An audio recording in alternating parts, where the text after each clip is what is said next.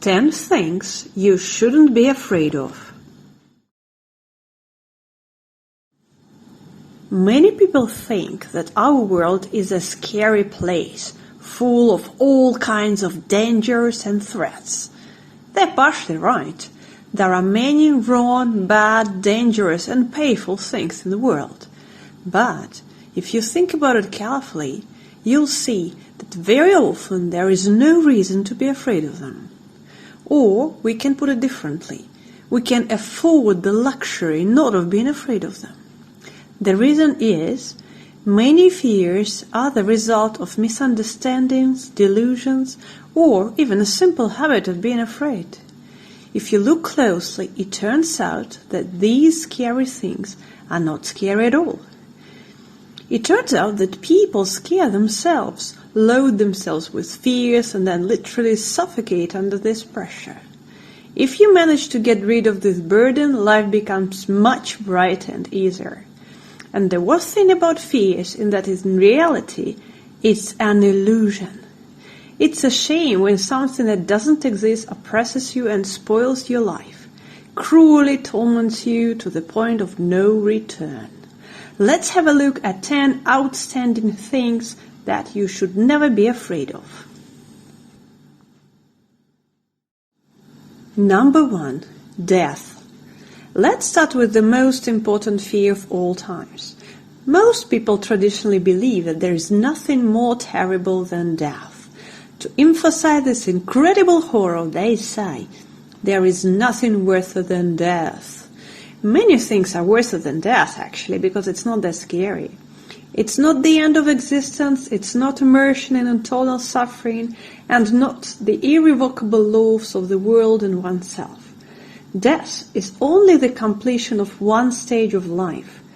When a physical body perishes, then a human essence, which can be called a soul, passes into the world of energy, lives there for some time, and then acquires a new body and new life in the world of matter. Each person dies and is born many times until he reaches the end of the current stage of his development. Thus, death is a normal phenomenon, one might even say familiar, and there is nothing to be scared of. It can be perceived as a temporary inconvenience, similar to moving from one place to another. Number 2. Hell. Many people believe that after death we will be punished in hell. According to some beliefs, this torment will be eternal. According to others, not eternal but very long. It must be admitted that the belief in hell has real grounds. There is a place where you suffer after death, but it has nothing to do with what people imagine. It's not a place where sinners are tormented altogether, and the torment is not eternal, and this is not a punishment of higher powers. When the person lives and acts in a wrong way, contrary to the laws of nature, specific negative energy arises and accumulates in him. When he leaves his body, this energy is released and begins to be neutralized. While this is happening, he experiences pain, in a way in which an energetic being can actually experience it. We call this state personal hell. This is the result of our actions.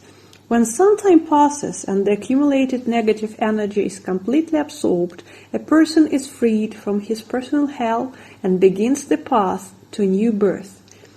Each of us goes through personal hell many times, falling into it after each life. And when we get out of it, we are safe and sound. It's rather unpleasant, but not bad enough to be afraid of it or panic. Just a little bit of pain and nothing irreparable. Number 3. The End of the World.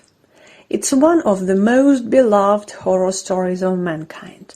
The final battle between good and evil, the apocalypse, the global destruction of the world, after which, according to some beliefs, a new, better world will come, while according to others, everything will start all over again. Almost all religions predict the end of the world in one form or another, and therefore people have always been afraid of it. They were afraid even though such predictions never come true. And even many of those who are not religious are expecting the end of the world. However, bearing in mind that there are no supernatural reasons, it seems that people just like to be afraid of it. This is one of the most unjustified fears. There are no forces that could start the last supernatural battle simply because there is nothing supernatural. As for the global destruction that people themselves can provoke, this is completely different. This is not a mystical apocalypse that doesn't depend on people. People may not have enough common sense to preserve themselves and the world. However, at the same time, everything is in our hands. Instead of just sitting and being afraid, we need to do something to prevent this from happening. Number 4. Bad luck. There are many ridiculous reasons for this fear, and at the same time most of them come from nowhere. They're just the result of imagination and superstitions, and even many quite sane and materialistic people are subject to this misfortune.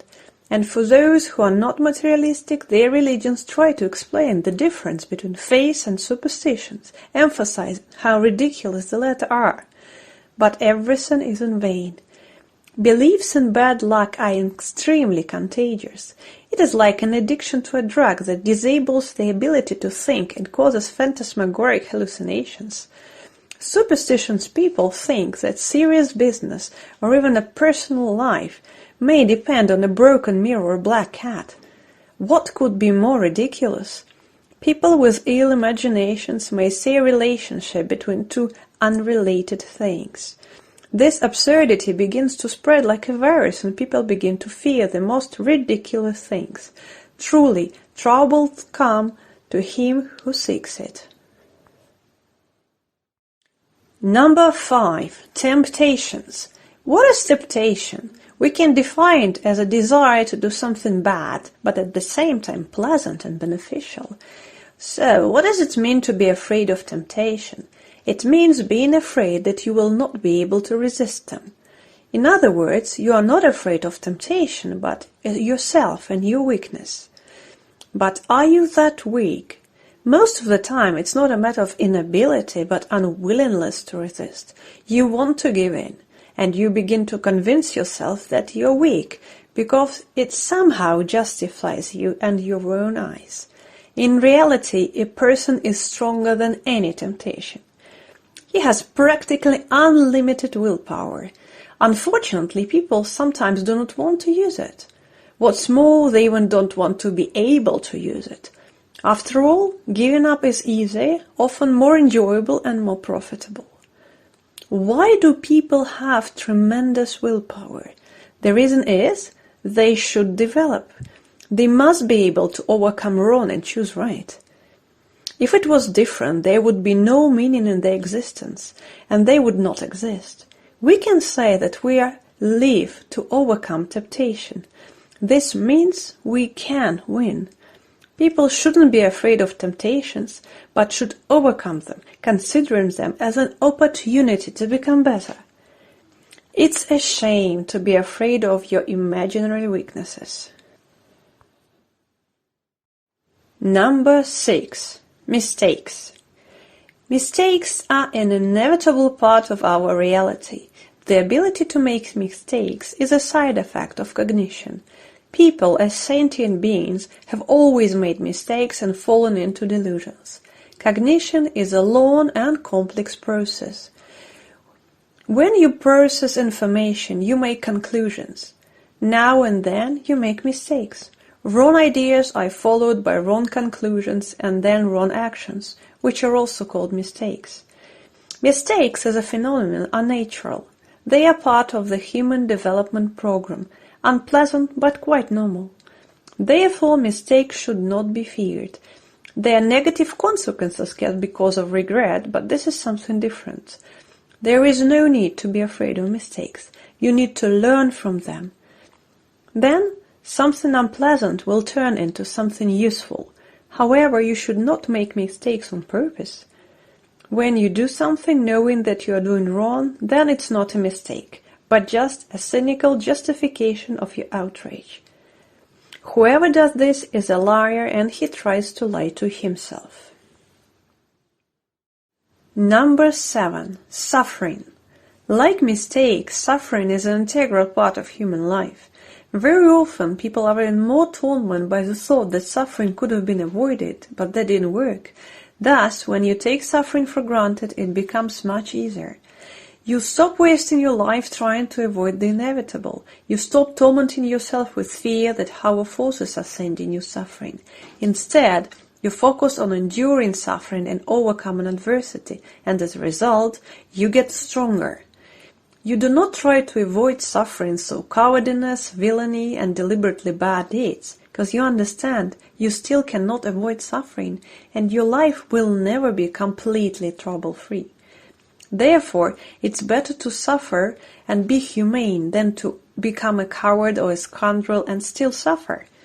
By overcoming suffering, and most importantly choosing in favor of the right action, even if it may cause suffering, we take the largest and the most important step in our development.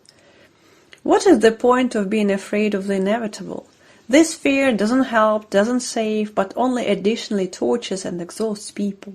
Like temptation, suffering must be seen as an opportunity to become better and stronger.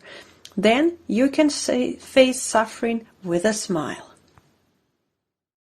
Number 8. Old age. Old age is often associated with weaknesses, illness, loss of attractiveness, physical and mental capabilities, and feeling that there is no much time left. It's true, but is it that bad? Bad things are natural. That is, if all of the above happened to a young man, that would be a disaster. However, if you're old, all this is normal. Old age is the final stage of the current life when a person has to change his body. The old body by this time wears out and brings some unpleasant moments. Likewise, we exchange worn-out clothes for new ones. To avoid this fear, you should understand that this is not the end. After all, the worst thing is to think that you will no longer be young, that everything will continue to be bad and even worse, and that you will face death and nothingness or even eternal hell. Their hopelessness frightens. But you will be young and strong again. You will die and be born again. You should just be patient for a while. Old age is associated with many unpleasant moments, but in reality they are not terrible. It's all right. And if you know how to relate to it correctly, it won't become a burden and will bring many positive moments. This is how it should be. Number 9. Poetry. A person's satisfaction or dissatisfaction with his wealth depends on what opportunities he wants to have and what pleasures he wants to receive. A humble person without special requests will not consider poetry a problem. Let me emphasize that we are not talking about outrageous poetry when you live in a slum and cannot provide your children not only with comfort and decent education, but even with food. I'm talking about poetry to the level of moderate conveniences and opportunities. However, everything depends on requirements. A rich person whose standard of living has dropped to average will consider himself extremely poor, and if a very poor man gets a house and a moderate income, he will consider himself rich. Everyone wants to live better, and then even better and better and better. This is why people are afraid of poetry. That is, they are afraid of not having what they would like to have. And trying to avoid poetry, many commit evil deeds and crimes. However, the meaning of life is not to prosper financially. It's about being humane and becoming better. And poetry is not a barrier to this. And this is the most important thing. Therefore, there is no need to be afraid of poetry. If you can avoid it decently, then it's great. If not, then take it as a test and try to turn this test into an effective means of self-improvement. Number 10. Social stigmatization.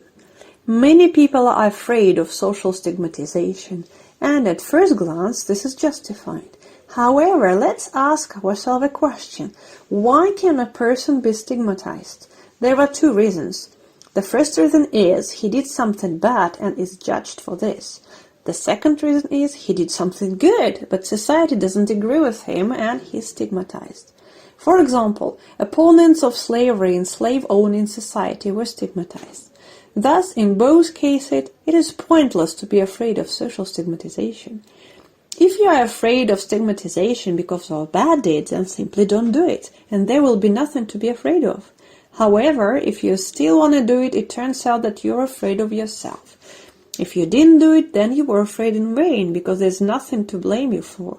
If you were afraid but did it anyway, then your fear didn't make sense, because it didn't keep you from the bad deed.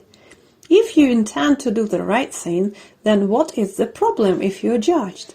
Their misunderstanding is their shortcoming, not yours. It's highly humiliating to be afraid to do the right thing. It means that you are just a puppet in the hands of those who live wrongly and force you to do the same. And very often people behave unworthily because of the fear to be stigmatized. It shouldn't be like this. Instead of being afraid of public judgments, you should try to do the right thing. Then no one will stigmatize you for the bad deed. And if you are stigmatized for the good deed, then it can be taken as a compliment. In conclusion, we may say that there are many problems in human life. They are real troubles, painful losses, and terrible things to be afraid of without shame.